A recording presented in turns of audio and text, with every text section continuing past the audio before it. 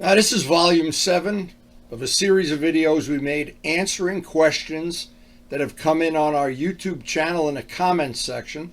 I try to answer those comments as briefly as possible so that it doesn't get too long and drawn out. But then every once in a while, when we have enough questions come in to make a video, I do a video, and today that's what I'm going to be doing, is answering questions, both positive and negative. Some people have things they want me to improve on. Some people are pretty happy. You never know what you're going to get. Hey, that's why we have comment sections. And that's why we try to answer everyone individually. And I try to give the best information that I know at the time. Maybe save you some time, maybe some money, some effort, or whatever. And the good news is, it's all free.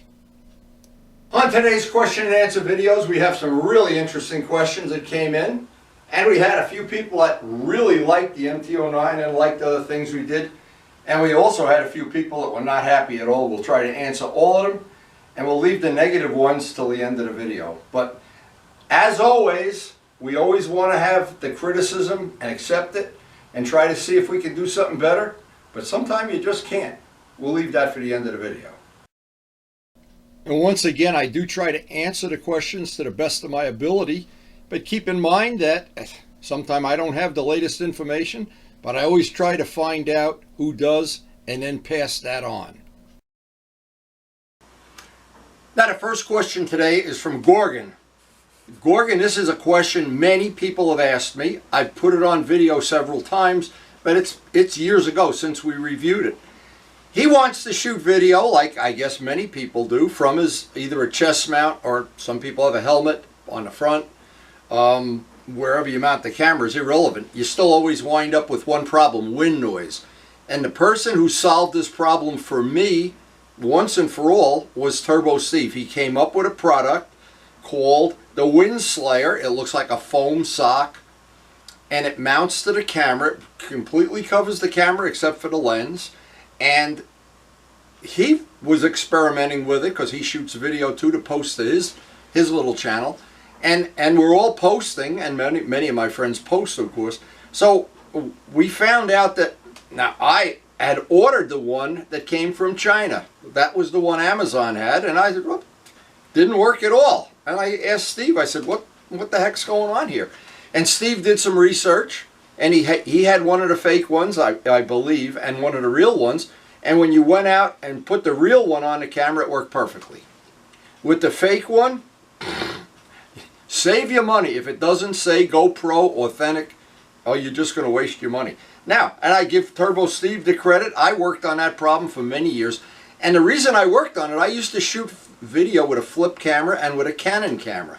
And with a Canon camera, the ordinary Canon cameras, you can make yourself crazy even just in a parking lot trying to take a picture, and the wind noise is horrendous. I tried remote microphones, I tried... Oh God, there's probably 20 videos on my channel of how to deal with it unsuccessfully. The answer is, and Turbo Steve, thank you for sharing, that one thing that really does work is the real Wind Slayer. It's got to say GoPro Wind Slayer. Final thing, when you get it in the mail, make sure it's in a package that says really GoPro. Now this is really good information when you really want to shoot video, and I have looked at this. This, by the way, is the fake one. I just leave this in my box of spare cameras and stuff. And the real one, it doesn't say anywhere what it is. This piece of tape is just a safety thing, by the way I mount it to my chest. And it feels like either it feels the same, it looks the same, it's not the same. So what I suggest, again, anybody serious about shooting video, and you want to, especially if you want to post it to share with your friends, even if you don't do it on YouTube, you want to go on a scenic ride, and like, an example is Stefan in Romania sharing his video with us. Wonderful. This is the product, and the only one I would say that's worth having. If you have all of these things that I have that I've tried, this is the only one that works. And again, thank you, Turbo Steve. And without hesitation, thank you to everybody that shares the information, doesn't keep cheesy secrets. We all want to learn from each other. I wanted to share some of the other things that I think while we're talking about cameras, a lot of people, and I want to show, I know I have this here, somewhere in here, I ought to set this, oh, here it is.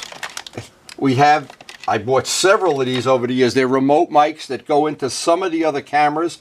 It doesn't go into a Canon. It goes into some of the video cameras that I have. I have probably half a dozen or so of these. And the remote mic, and it has a fuzzy ball that goes on the end. I may even have that still in the inventory. But I kept all these things that didn't work for a reason. There may be a time, and I don't know when that would be, that I can use this or somebody else can use it.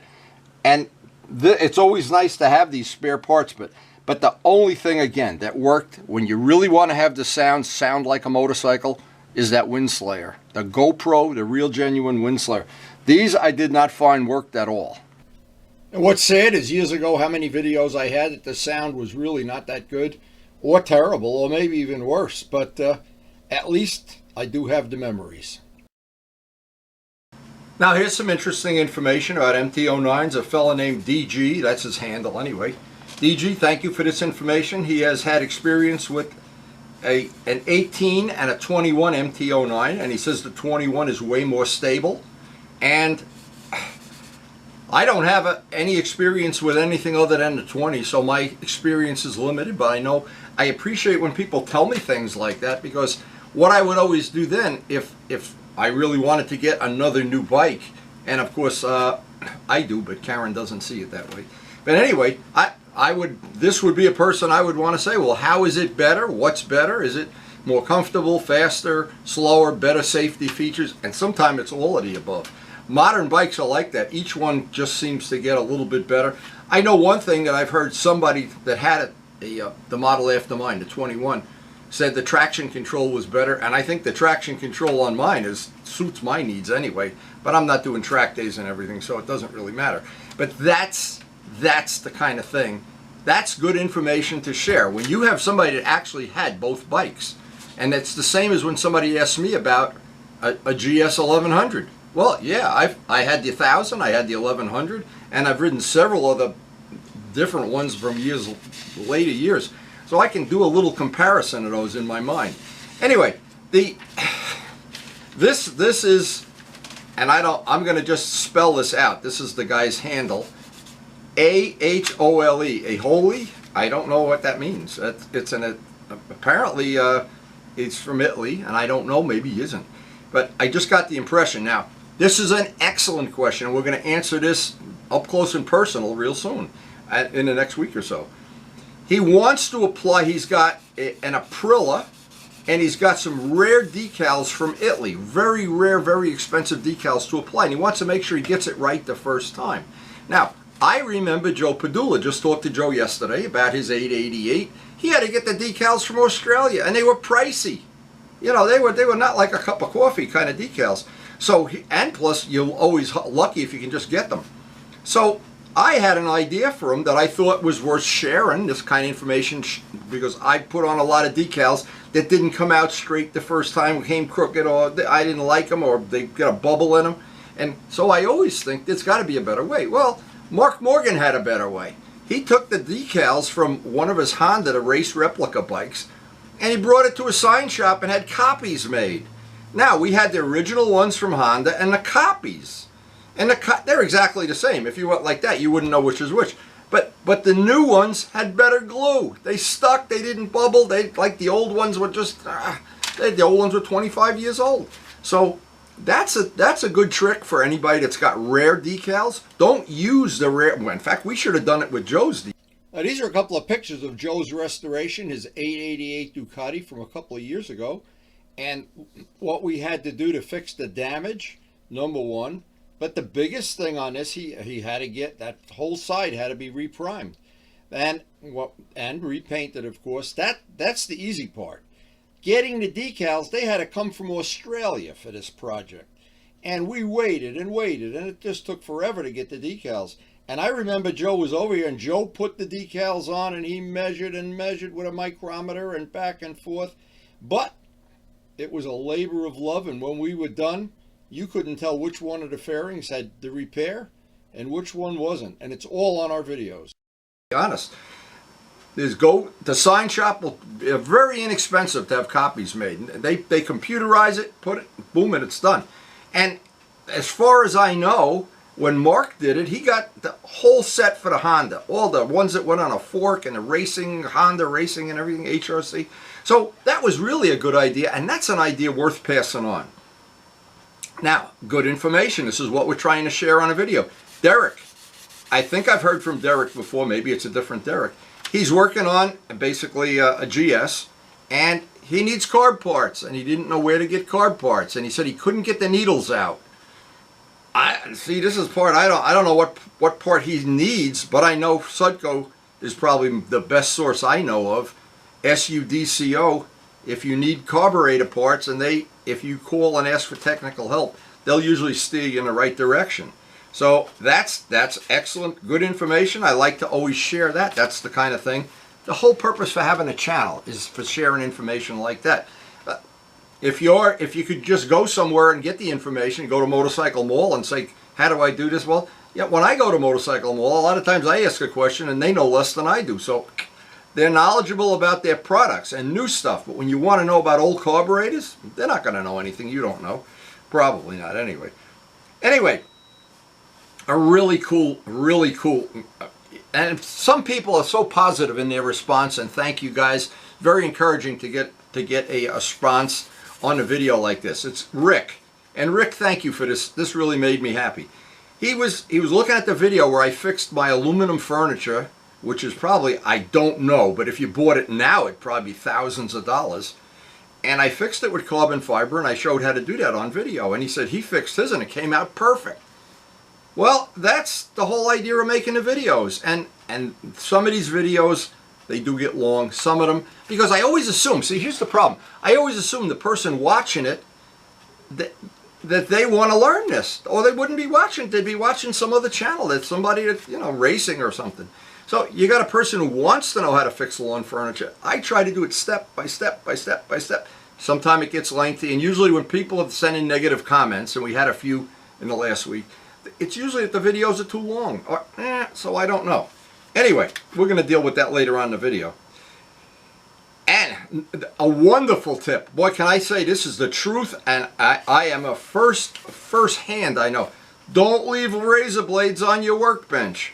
I had my magnetic tank bag, and more than once, I'd pick the tank bag up, and sticking out of the edge was a corner of a razor. And I'd say, if I went and just grabbed it and shoved it down, oh my God. Don't leave razors around. Now in my case, I'm super careful because my grandson is here. You might have seen, if you're a subscriber, seen him be playing here with his Legos and throwing baseballs at me and stuff. So I try not to leave drilled, anything that can hurt somebody. That's really dangerous. So, but again, each one of these is a separate little do or don't or informative thing. Sometimes you don't think about them until you have an accident. But the day you get you need stitches, then you think, oh yeah, I heard about that. I should have thought it, yeah. And that's the only way I've ever learned anything is by cutting myself. Then I learned to put the razors away. That's true. So again, sharing useful information. These are my razors that I work with razors all day long sometimes. And there's a magnet. And you can buy the magnet in Harbor Freight, and you want to use your pliers or your wire cutters. That seems like it keeps them up off the table where they can do a lot of damage. And it's probably $2 or $3 for the magnets. And I have several of them in the shop. Okay, this is a biggie. This is one I really appreciate. Stefan in Romania sent me the link. I shared it for the MT09 service manual download for free. John did his magic with the computer. It is now on my computer and I can access it. Let's hope I don't need it that often or ever. Would it be even better ever? Actually, the MT09, relatively easy bike to work on. You can kind of figure it out just by looking, but it is always to your advantage. And I always use the Partzilla skew to see where the last screw is, or if you're going to pull somebody, you don't want to break all those little tabs and stuff. And I've put that on several times on video already, how useful, especially the Partzilla thing is. But having this manual, and Stefan, thank you very much. That I really, really did like that. That really worked out great. Now, this is one of the ones that I've said to a lot of people to do this, and I know I've gotten good positive response from people about this. This is from Jim. He wants to know, as we all from time to time need to know these things, he wants to paint something with one brand of paint, put clear over it another brand, and then put color paint over that with another brand, or some combination of that, where I call it mix and match. Well, here's a problem with mix and match. It works 90% of the time.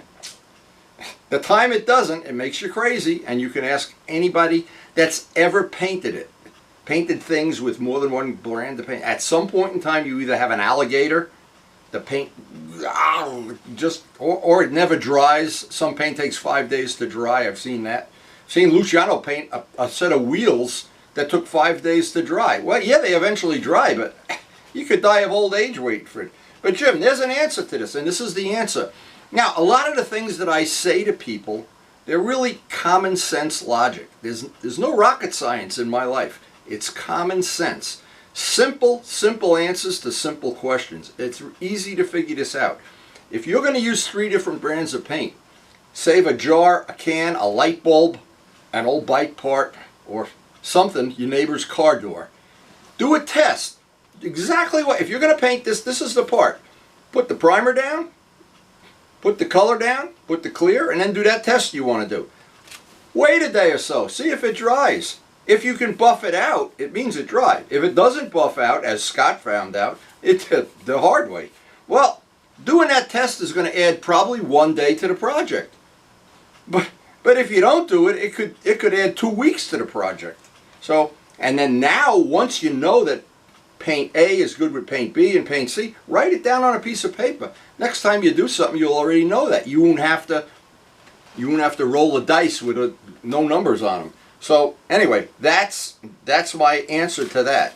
And again, a lot of these issues that I have, that things that I put on video, it may seem like it's harder to figure this out than it is. A lot of it is pretty simple stuff.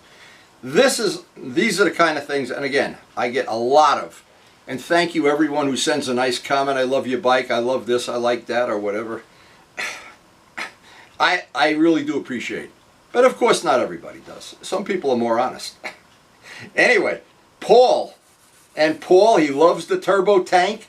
Turbo Steve's tank, I love it too. Maybe Turbo Steve will forget it's in my garage. I can put that on my RD or something. It looks a lot nicer than an RD tank, that's for sure. Anyway, if you remember, if you go back with Suzuki, around, I guess, 80, they came out with the loaf of bread tank for the 1100 and 1000. I had one of them. In fact, I got pictures of them up on a wall there. But then when they came out with in 82 and 83, they came out with that bike styled by the German guy that styled the 90S. And oh man, every line on that bike is perfect to me. Now again, I bought this GS, and just to make a point here, that's I think is a very valid point. I bought this bike in 82. I've had it 40 years. I've got 73,000 miles. Any of the video subscribers follow along on a lot of the roads. One of the things about this bike that is unique to me is I think it's a beautiful machine. It has a lot of the classic look where you can see the motor. You can polish parts and make them very attractive. It has a classic look, much like any of the bikes of this era. The motor was a functional part of the bike. The wheels, I think the snowflake wheels are really nice. Some people prefer the 3-spoke wheels. But this era of bike, in this era, the styling of the 82 and the 83 is just one of my personal choices for the most beautiful bike of all time. Some people like Triumphs, some people like this, that, or the other thing, Ducatis. It doesn't matter, it's subjective anyway. But every time I ride this bike and I do a photo shoot, I sit and look at the bike from all different angles and I think, wow, they had it right in 82 and 83, and so is Steve's Turbo bike. That is a beautiful, beautiful bike. You wish, if they ever made a retro bike, I hope they don't screw it up somehow and add fins to it or something. But if you look at the bikes that came before it, the styling is, yeah, it's generic, loaf of bread, seat shaped like a loaf of bread. It looks like a bakery. Then the bikes that came after it turned into Oldsmobiles and Buicks. They had chrome going down the side, and that's all in the eye of the beholder. I'm not putting anybody down for it. If they like that styling, or if they like flat black even. But what I'm saying is there's an exceptional 2-year period that Suzuki really got it right. And it's within that period that Turbo Steve's Turbo, we got a piece of it right here. I was going to show this to reference the decals, but to me, and I've seen Turbo's bike, and I've seen other ones that are all put together with stock parts. It's a beautiful motorcycle, no doubt about it. Now we get some funny stuff. There's always room for a funny story. Flex J. He wants to be born in a warmer part of the country. You know, this is a true thing. Now, you may think this is not true. It is definitely true. We live in New Jersey. I get to ride legitimately 9 months of the year, almost every day. 3 months, you better bundle up, or you better ride in your underwear or something. But anyway, you always think in your mind, if I just could move to Florida or Arizona or Texas or somewhere where it's hot and warm, I could ride all year long. And maybe that's true, but Karen has relatives in Phoenix, Arizona. We went to Phoenix. I didn't see a single motorcycle. Then it got dark. It was like 9:30 at night. The bikes came out. Nobody rides during the day because it's too hot. I went to Texas. I went to visit Richard Oliver, and I didn't see a single motorcycle in 10 days. But they all come out at night. That's the only time you can ride in these real hot places. So I don't know if, maybe it's not as bad as I think it is up here. I don't know. But anyway, Flex J, buy some long underwear.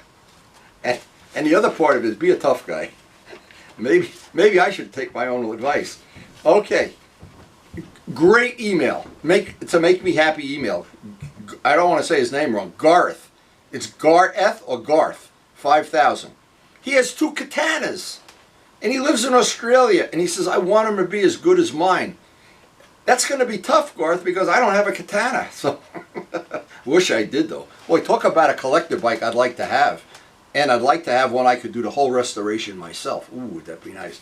Anyway, and again, most of what I do is not really rocket science. It's hard work. It's just labor. It's like mixing concrete, buffing, paint, sanding, grinding, being willing to be dirty for 6 or 8 months so that you have something beautiful at the end.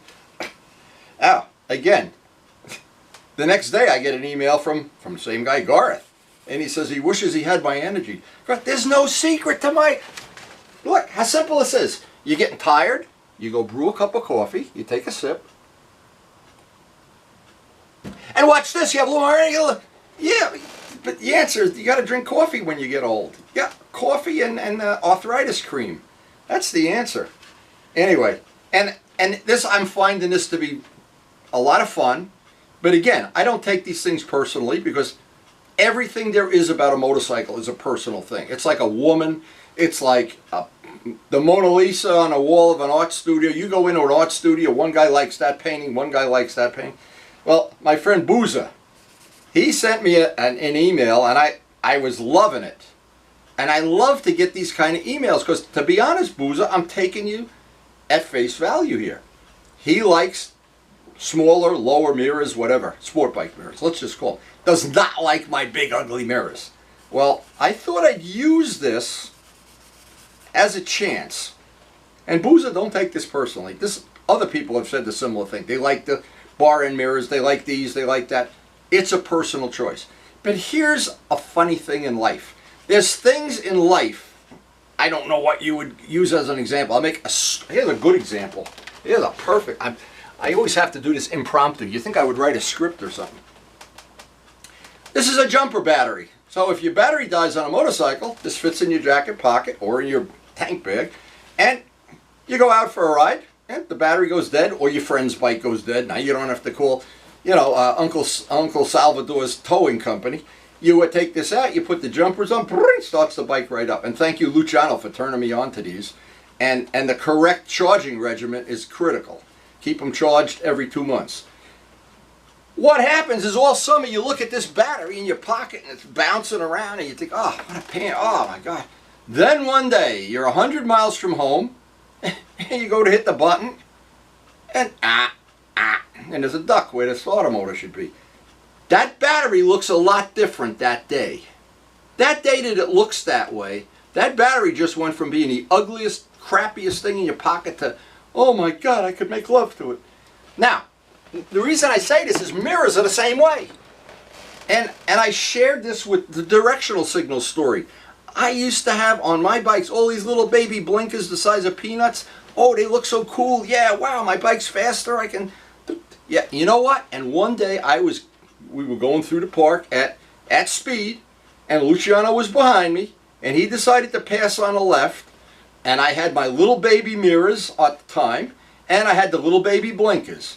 And when I turned, the front of my wheel at probably 100 miles an hour hit the back of his wheel and just went tick. When I went home, I put the bigger blinkers on the bike immediately and went and put the big stock mirrors back on the bike. Those mirrors looked a lot different to me after I realized I might have just saved my life. Or at least saved me another multi-$1,000 repair on a bike, or a trip to the hospital, or being a cripple the rest of my life. The mirrors look different when you know that when they save your bacon, just like that battery looks different. Things look different.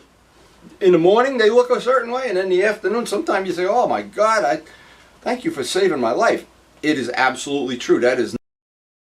And I always think big ugly blinkers that look ugly, boy, they look a lot different the day they save your life or save you from hurting somebody else, or any combination, all of the above. The whole thing can go bad because of one mistake. Because I always have stuff on the pad. But there's a couple I've saved because I really don't blow anybody off, and I wanted to leave these at the end. And I don't take this personally, so don't feel like we have to get into a shouting match or anything. A fella named Kevin, he mentioned something that's a totally valid comment. He said he does not like my editing. He says, for somebody who's edited video for 10 years now, I guess is fair to say, and has all the videos I have on YouTube, probably more than anybody else. I don't know anybody that has any more than me. Maybe there are people. But I should have better editing. He's probably right. So I accept the criticism, and I'm thinking, well, let me think, what can I do better, different? Well, the next day, Kevin sends another email. He watched another video, so I guess he really didn't not like him that much.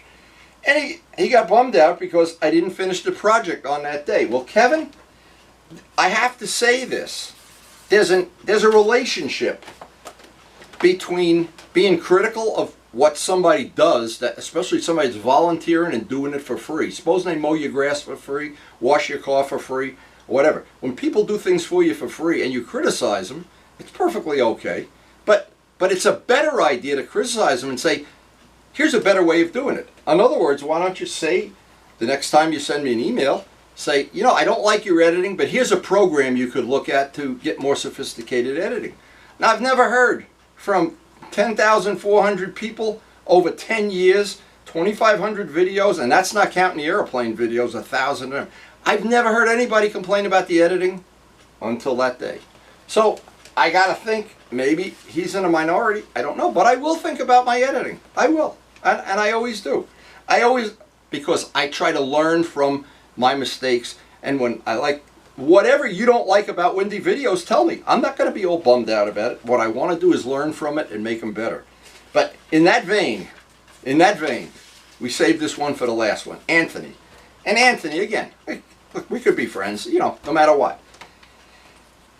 He says he just wasted 12 minutes of his life watching a video to learn to put Windex around the rim of the tire when you take it off. Well, okay, maybe you can change a tire in 11 minutes or 10 or 8 or 7 or something. Well, but a lot of times when you criticize somebody, tell me, what would you rather have? Would you rather have a video where you just take out a jar of Windex and say, use Windex? 2 seconds. I don't know. See, because I work, most of the time I work with people, they're on the other end of this. They genuinely want to learn the skills that I've been able to develop and learn over the lifetime that I have had of probably working with this kind of stuff for over 65 years. With paint and with glue and with wood and with carving and sanding and destroying motorcycle parts and whatever. That's what I bring to the table. Now, when you criticize it, it's fine to criticize. You can criticize the Mona Lisa. You can criticize, anybody. And for a good reason. But it's always a good idea to say, but I think this is what you should do. So my answer is, if you think that a video should be shorter, and I've watched some really good, there's one right on YouTube right now about a guy restoring a wheel from an R1. And he did it in, the whole thing is in fast forward. And it probably runs 10 minutes or something. And he did the painting, the sanding, the power wash, and it was, but I would have rather watch another 2 minutes and have him describe, like, I want to know what chemical he used to clean the disc. Kind of slipped by. See, when you try to shorten a video, sometimes you leave out a step. I would rather have them long, Because everybody's got a fast forward button on these videos. Everybody knows how to move the mouse over. And if I get too boring, even Karen says I'm too boring sometimes. But the whole point I wanted to make is criticism is great. And I'll end it with a real simple thing that I have learned to be true for my whole life. Every single person I know is a great parent until they have children. So I had a couple of final thoughts regarding the questions that came in today, and just thinking about how beautiful that GS is, that was one of the things. I really think that is a beautiful motorcycle. But here's the thing. This is Mark Morgan's, one of his bikes that we restored for him, did some paint work on. He did the restoration. And Mark is the master of decals. When he was done with, not this bike, but the one with all the decals, I don't remember which one it was, the Honda. He had taught me more about decals in one afternoon than I ever really wanted to know. And Mark, thank you for sharing all that good information, and we learned a lot from each other. Now, there's another thing I just thought I'd address. This is a very simple thing. These are a couple of outtakes from an old video of mine where I had wanted to put on a set of tuned exhausts. These are DG exhausts. Well, you know, everybody, I looked at a video on YouTube that shows how to put them on. Well, they left out a few steps. And conveniently enough, well, I figured it out, of course, but it would have been nice to know that ahead of time. And when I started this project, because I started it on a day I thought this was going to be an hour job, hour and a half job, well, it's anything but an hour and a half job. And by the time you're done, and the things they always fail to tell you, you got to take the center stand off. The center stand doesn't fit. The side kickstand doesn't fit. You got to modify it and cut it and make a spring that's a different length. You got to make rubber biscuits for things that hit each other. And see, if you know that ahead of time, you plan this out for a rainy day weekend. But that's why I always like to make, in the case of being wrong, and I do realize some of the videos do get long, but it's okay. Because in the end, when you go to ride the bike, the 12 minutes you spent trying to figure something out, as opposed to you spend 2 days and then you got the bike all ripped apart and you realize you can't get the kickstand to work. Now, another really good reason for sharing information, this is just one example. I made an exhaust system, the mufflers, not the head pipes. I made an exhaust system for the R1 using the technology I had used to make 2-cycle exhaust systems for model airplanes. And in doing so, I learned a couple of valuable lessons about the temperature ratios and different parts of the resin systems that I was using, and finally realized I had to get Huntsman resin, a real high temperature resin. Anyway, but I did learn that, and all that information is passed on previous videos. And also, when I went to polish all the titanium parts, I realized this is a lot more work than I thought it would be. But in the end, of course, it really looks beautiful. But it's always good to know something and get some idea of what the job is going to involve, even if it takes watching a little bit of a boring video, because in the end, then you can plan doing that job. If it's all encompassing, you do it in the wintertime or do it on rainy weekends. It's always good to know ahead of time. And one final story before I end the video today. And this is an embarrassing moment in Wendy's life. Now, there was a time I was searching YouTube, and I really had never heard of the name Alan Milliard, but I said, oh, look, he's working on old 2-strokes. And let me check out his video. And I have no idea who Alan Milliard is at the time. And I see the introduction to the video. A guy's wearing old clothes like me, and he's got a hacksaw in one hand, and he's got a Kawasaki crankcase in the other hand, and he takes the hacksaw and saws the crankcase. I said, oh my God, what a butcher this guy must be. Why am I even watching this? And then I watch another 10 minutes of it, and I see he's doing some other stuff, and he's cutting a cylinder in half and cutting a camshaft in half and doing something else. And I says, oh my God, this guy's a butcher. And then the video ends. And it says tune in, for part 2 or part 7 or whatever it is. But I got to see what he's doing with this. And by the time I had watched 4 or 5 of his videos, I realized this guy was probably the smartest guy I had ever seen on video. And he had built Kawasaki engines with 8 cylinders, V-twins with 2 of these and 4 of these, 5 cylinders. And I was humiliated among my friends because I had never known who he was. Well, I know now. And if you want to see a genius at work, Alan Milliard. Just look him up and watch some of the videos. He made a bike with a Cobra engine. It's worth the watch. Thank you, Alan, for sharing.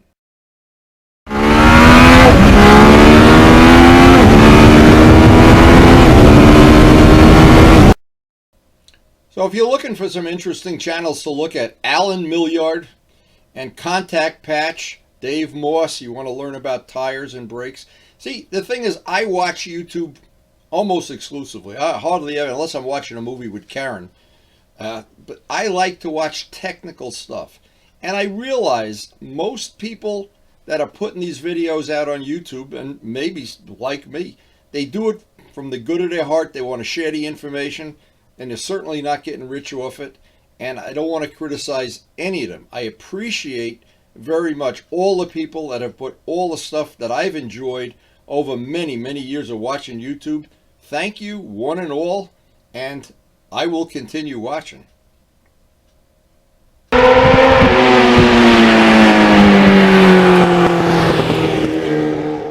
And I hope you'll continue watching too. Thanks for watching.